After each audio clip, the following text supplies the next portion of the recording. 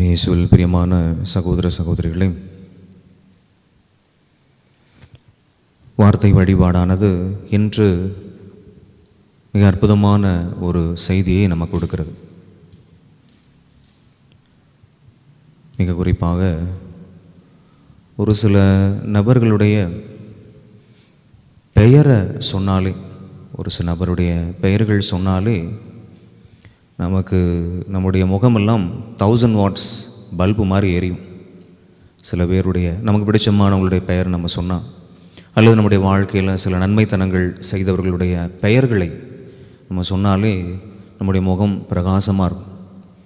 அதுவே சில பேருடைய பெயரை யாராவது உச்சரிக்க கேட்டாலே நமக்கு உள்ளுக்குள்ளேருந்து ஒரு எரிச்சல் வரும் பாருங்கள், ஒரு கோபம் வரும் பாருங்கள். அந்த பேரை மட்டும் தயவு செஞ்சு சொல்லிடாதீங்க. ஒருவேளை அது அருட்பணியாளர்களாக இருக்கலாம், நம்முடைய குடும்ப உறவுகளாக இருக்கலாம், குடும்பத்தில் இருக்கக்கூடிய நபர்கள்.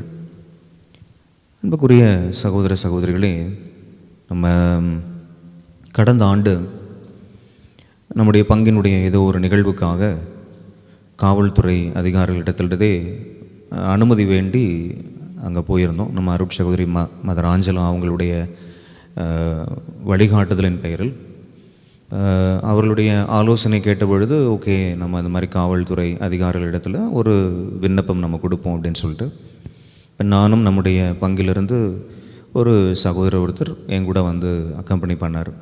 நாங்கள் 2 பேரும் போய் உட்கார்ந்துருக்குறோம். அடுத்த நாள் நமக்கு முக்கியமான நிகழ்வு, அன்று மாலையும் மிக முக்கியமான நிகழ்வு.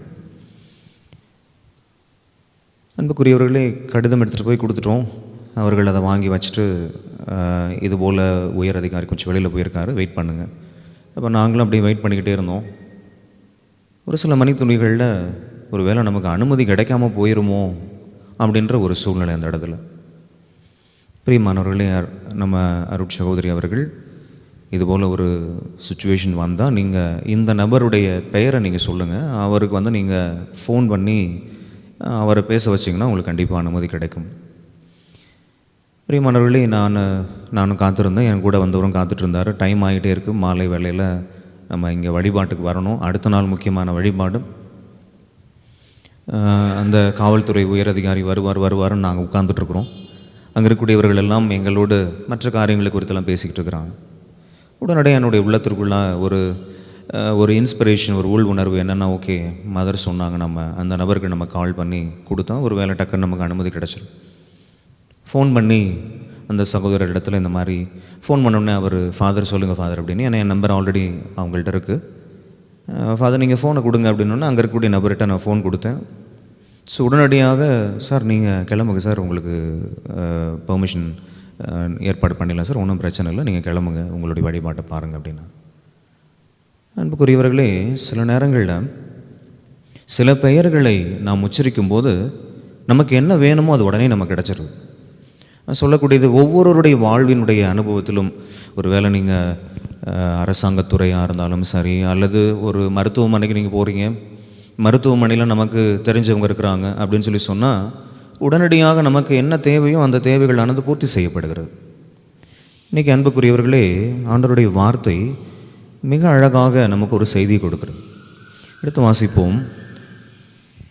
திருப்பாடல்கள் 79வது அதிகாரம் 9வது இறை வார்த்தை.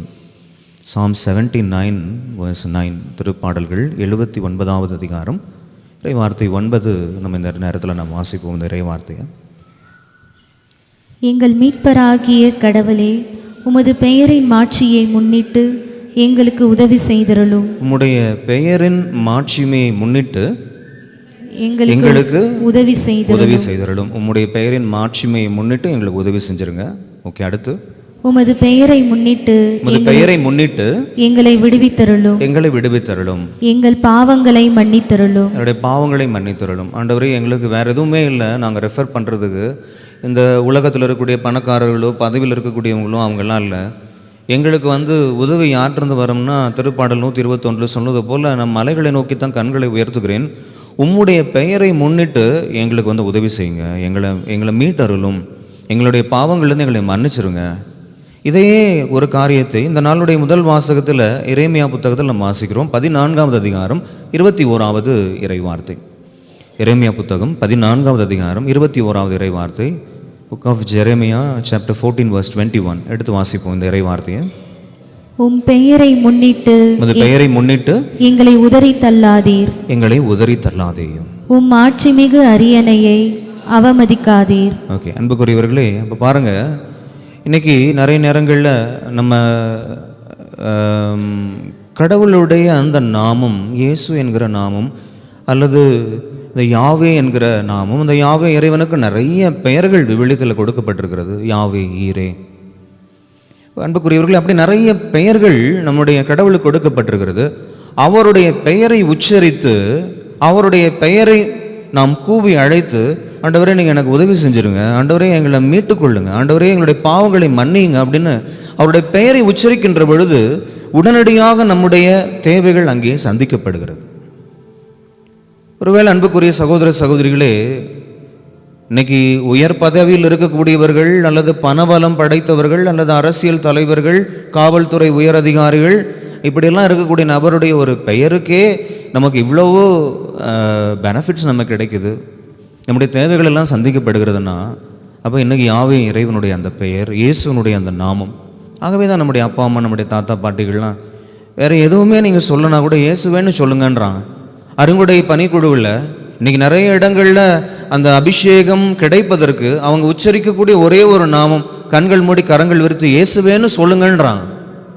இயேசுவே இயேசுவேன்னு திரும்ப திரும்ப ஜெபித்து கொண்டிருக்கின்ற பொழுது, ஒருவேளை மருத்துவமனையில் இருக்கின்ற பொழுது இயேசுவே என்னுடைய நோயிலிருந்து எனக்கு விடுதலை கொடுங்க அப்படின்னு நம்ம சொல்லும்போது அங்கே அந்த நோய்களிலிருந்து சுகம் கிடைக்கிறது. இன்னைக்கு எரேமியா புத்தகத்தில் என்னென்ன மக்கள் துன்பப்பட்டு கொண்டிருக்கிறார்கள் அப்படியே வரிசையாக சொல்லிக்கிட்டு இருக்கிறாங்க. நீங்கள் குருக்களும் இறைவாக்குனர்களும் தெரியாத ஒரு நாட்டில் போய் சுற்றிக்கிட்டு இருக்கிறாங்க. அங்கே என்னென்ன துன்பங்கள் இருக்கிறதுன்னு பட்டியலிட்டு விட்டு, உங்களுடைய பெயரை முன்னிட்டு எங்களுக்கு உதவி செஞ்சுருங்க, எங்களை மீட்டுக்கொள்ளுங்க. பிரியமானவர்கள், இன்னைக்கு கண்களை மூடி கரங்களை குவித்து நம்ம பரிசோதனை செய்து பார்ப்போம். இன்னைக்கு காலையிலிருந்து இந்த நேரம் வரையிலும் அவருடைய பெயரை, திருப்பெயரை நம்ம உச்சரித்த நேரங்கள், ஒருவேளை இயலாமைகள் பலவீனங்கள் இருக்கும்போது, ஆண்டவரே உங்கள் பேரை சொல்லி நான் கூவியாடு, எனக்கு தகுதியே இல்லை, எனக்கு தகுதியே இல்லை. யூடியூப் சேனல் வழியாக சில சகோதரிகள் இப்படி சொல்லியிருந்தாங்க, எனக்கு எந்த தகுதியுமே இல்லை, ஆண்டவரே என்னுடைய விண்ணப்பங்களை உங்கள்கிட்ட ஒப்பு கொடுக்குறேன். ஆம், ஒருவேளை நம்ம தூசிக்கும் குப்பைக்கும் சமமானவர்கள் தான், அவருடைய திருப்பெயரை உச்சரிப்பதற்கு கூட நமக்கு தகுதி இல்லை தான். ஆனால் அவருடைய திருப்பெயரை முன்னிட்டு என்னுடைய பாவங்கள்லேருந்து எனக்கு விடுதலை கொடுத்துருங்க, என்னுடைய இயலாமைகளிலிருந்து பலவீனங்கள்லேருந்து எனக்கு வலிமை கொடுங்க, என்னை மீட்டுக்கொள்ளுங்க, என்னுடைய தேவைகளை சந்தித்தருளுங்க அப்படின்னு நம்ம இன்றைக்கி காலையிலிருந்து அவருடைய நாமத்தை உச்சரித்திருக்கிறோமா? பிரசனை செய்து பார்ப்போம். கோடி அற்புதராம் புனித அந்தோணியாரும் நமக்கு சொல்லித்தரக்கூடிய ஒரு காரியம், நமக்கென்று ஒரு இறைவன் இருக்கிறார். நாம் கூக்குரல் இடுகின்ற பொழுது நம்முடைய குரலுக்கு செவி கொடுக்கக்கூடிய இறைவன். அவருடைய நாமத்தை உச்சரிப்போம், அவருடைய பெயரை உச்சரிப்போம். அவருடைய நாமம் நம்மை மீட்டுக்கொள்ளும். அவருடைய நாமம், அவருடைய பெயர் நமக்கு உதவியை விண்ணகத்திலிருந்து நாம் கூவி அழைக்கின்ற பொழுதெல்லாம் நமக்கு உதவி செய்ய முன் வருவார். தொடர்பிருக்கும் திருப்பலிலும் அவருடைய நாமத்தை உச்சரித்து அவருடைய ஆசீரை பெற்றுக்கொள்வோம்.